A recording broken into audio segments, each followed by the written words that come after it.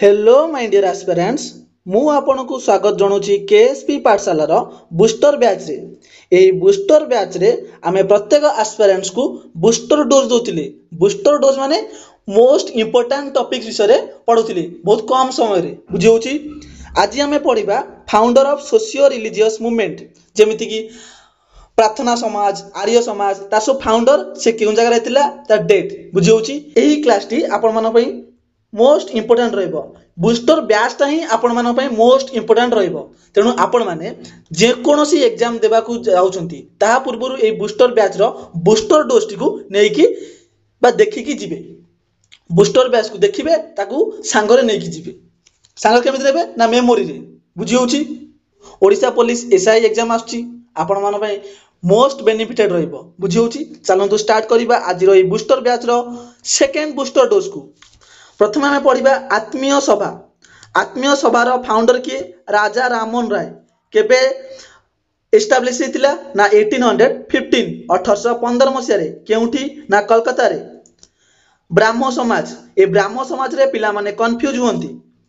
ब्राह्मो समाज of India Brahmo समाज हला दुईटी अछि। गोटे ब्राह्मो समाज अछि 1828 आ गोटे अछि ब्राह्मो समाज 1866। आपण माने देखि पारथि दुईटी पॉइंट। जदि आपन को खाली एग्जाम रे ब्राह्मण समाज पचारला आपण माने तार उत्तर टी को राजा राममोहन राय चूज करके आसीबे। ब्राह्मण समाज राजा राममोहन राय द्वारा केउठारे एस्टाब्लिश होइतिला ना कलकत्ता।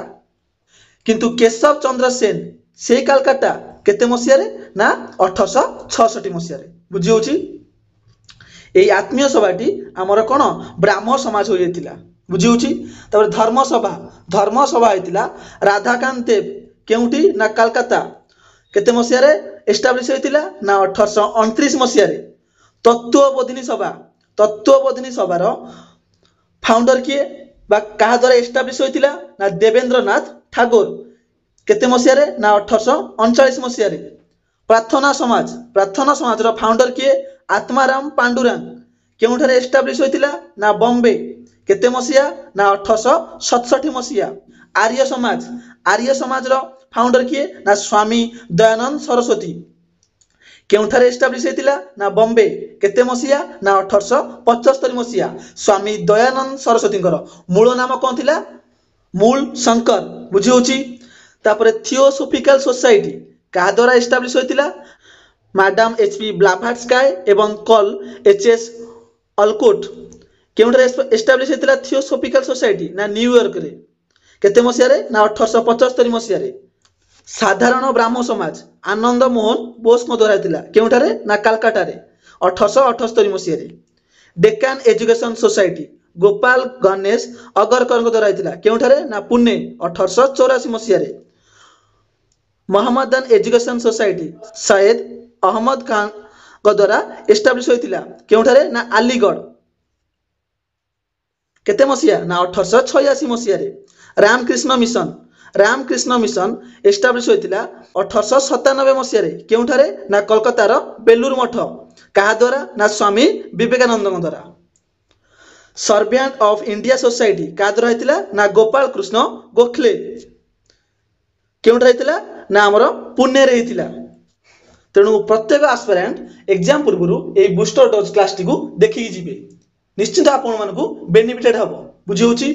तले आपण मानकू हमर ए बूस्टर बैच रो बूस्टर डोज क्लास वीडियो किपर लागुची आपनकर मतामत कमेंट बॉक्स रे जणाइबा को भूलंतु नाही एवं आपन संग साथी निकट को हमर ए बूस्टर डोज को शेयर करंतु सेमान भी मध्य बूस्टर डोज नियंतु कहि रखुची। एही क्लास रो पीडीएफ टी आपण माने केएसपी पाठशाला टेलीग्राम चैनल ले पाई परिबे जार लिंक टी एही क्लास रो डिस्क्रिप्शन ने दिया जायछि।